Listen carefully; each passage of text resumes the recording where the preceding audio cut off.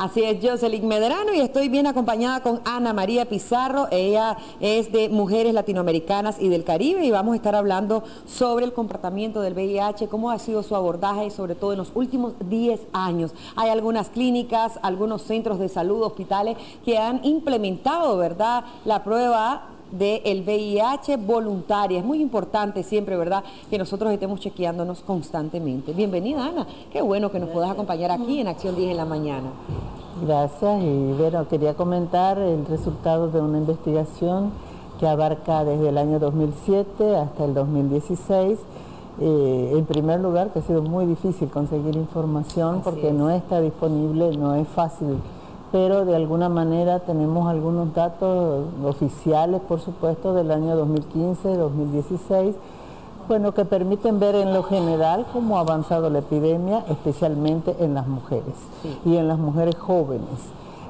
Podemos ver también que en las niñas de 10 a 14 años también la epidemia ha avanzado, y el segmento entre 10 y 19 es el que mayor incremento ha tenido en todos estos años. Un problema que tiene Nicaragua es que en la población en general, que permitiría conocer cómo va la epidemia, se ha reducido un 45% de las pruebas. Quiere decir que entre el 2011 y el 2016 se ha hecho casi la mitad de las pruebas que se hacían normalmente.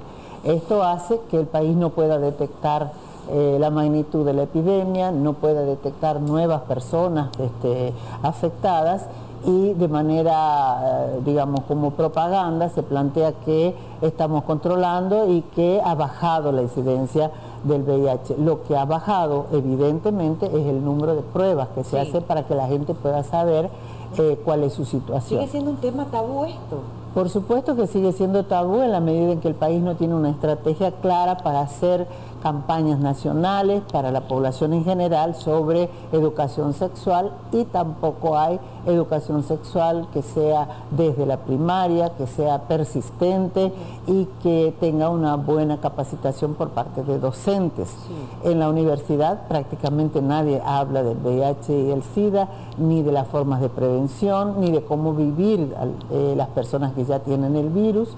Y el no haber campañas nacionales de promoción de los derechos de las personas viviendo con el virus, de no discriminación por razones de orientación sexual o de identidad de género, y sobre todo para que las jóvenes comprendan que si hay 100 personas con nuevos diagnósticos entre los 15 y 19 años, en el 2016 el 92 fueron mujeres. 92% de las nuevas personas son mujeres.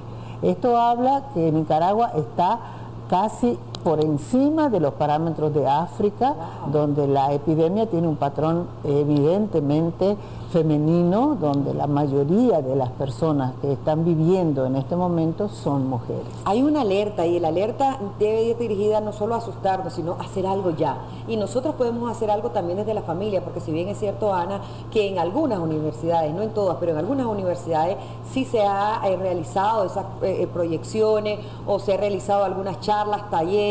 Yo en lo personal en mi universidad sí tuve la oportunidad de recibir, ¿verdad?, la educación en relación al VIH, a las personas que conviven con VIH. He trabajado en algunos momentos también con estas asociaciones, pero es muy importante también que desde casa el papá, la mamá, se quite ese tema tabú y empiece a hablar con los niños y las niñas, sobre todo en las edades prepúberas, en las edades que ya viene el desarrollo, o el niño y la niña o el adolescente quiere empezar a descubrir el mundo. Entonces es ahí donde nosotros, los padres de familia, los educadores, los maestros, los directores de colegio, la misma iglesia en sí, podemos ser parte importante. Hay algunas clínicas médicas, yo te decía, porque hay algunas clínicas médicas provisionales que ya están implementando realizarse el examen del VIH. Sin embargo, hay receptivos.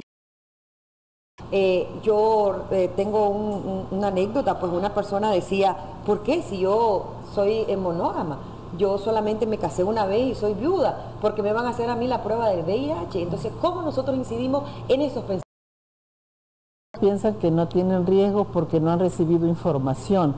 La responsabilidad principal de brindar información científica, actualizada, sin mitos, sin tabúes, es del Estado. El Estado debe informar, debe educar, y debe dar a conocer la verdadera situación de la epidemia.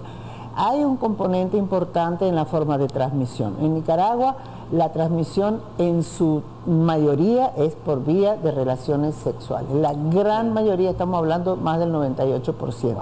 ¿Y dentro no necesariamente homosexuales? No. Dentro de esas relaciones, el 77% son relaciones heterosexuales. Es para quitar ese tabú también. Claro, cuando hablamos de relaciones heterosexuales, relaciones entre hombres y mujeres. Sin embargo, las estadísticas oficiales hablan que hay un 12% de hombres que tienen sexo con hombres, que no se consideran gays, que no se consideran bisexuales, que son hombres generalmente que tienen una familia, tienen una compañera, una esposa, pero que tienen relaciones con otros hombres. Este sector, que son el 12% de todas las personas que están diagnosticadas, pasan a ser parte de una cadena de transmisión de hombres hacia sus compañeras, que puede ser la esposa, puede ser la novia, puede ser mujeres, como tú dices, que no tienen otras relaciones sexuales, que solo han tenido relaciones sexuales con un solo hombre, pero ese hombre es el que trae el virus al hogar. Y ese es un tema que no se conoce. La mayoría de mujeres dicen: yo no puedo tener desconfianza de mi esposo, y otras veces cuando ellas sugieren el uso del condón o hacerse la prueba, aparece la violencia. En el tema del SIDA, la violencia está presente de dos maneras. En las mujeres que ya han sido diagnosticadas, sufren violencia, sufren discriminación y también sufren violencia dentro de la pareja. Y las otras mujeres, las jóvenes y las niñas que han sufrido violencia sexual, es uno de los puntos más importantes que está sin debatir y sin estudiar en el país. ¿Por qué niñas de 10 a 14 años, por qué las adolescentes de 15 a 19 son las más afectadas? La violencia sexual está detrás de todas las relaciones sexuales forzadas, relaciones sexuales sin información. Y otro elemento que surge, que también el Estado lo informa, pero no hay demasiado conocimiento. Ya nos dice ese elemento mientras atendemos una llamadita. Muy buenos días, adelante, le escuchamos. Aló, buenos días. Bienvenida. Sí, la consulta con la doctora es para ver cómo se hace esta prueba y en qué parte se hace para verlo en la prueba de VIH. No le logramos comprender ¿Dónde se hace esta prueba? ¿En qué parte? ¿En qué lugar? ¿En los centros de salud, en los hospitales? Excelente. No le alcanzamos. ¿Dónde está? Ella todavía pues no sabe dónde puede ir a realizarse esa prueba, en los centros de salud, en los hospitales. En primer lugar debería ser en los centros de salud, que está más cercano. También puede preguntar en los hospitales, también en algunos centros de mujeres. En la Cruz Roja Belmonte también realizan. En el INSS también se han reportado alrededor de 5.000 pruebas el año pasado, que es a las personas que están aseguradas. O sea, la prueba debería ser accesible. Estamos hablando. ¿Solicitarla nosotros o no las deben? El personal de salud debe promover la importancia del uso de la prueba, pero las personas también tienen el derecho de solicitar al Estado que se les haga la prueba. Tenemos otra llamadita. Sí, cómo no. Muy buenos días, adelante, le escuchamos. Muy buenos días. Bienvenida.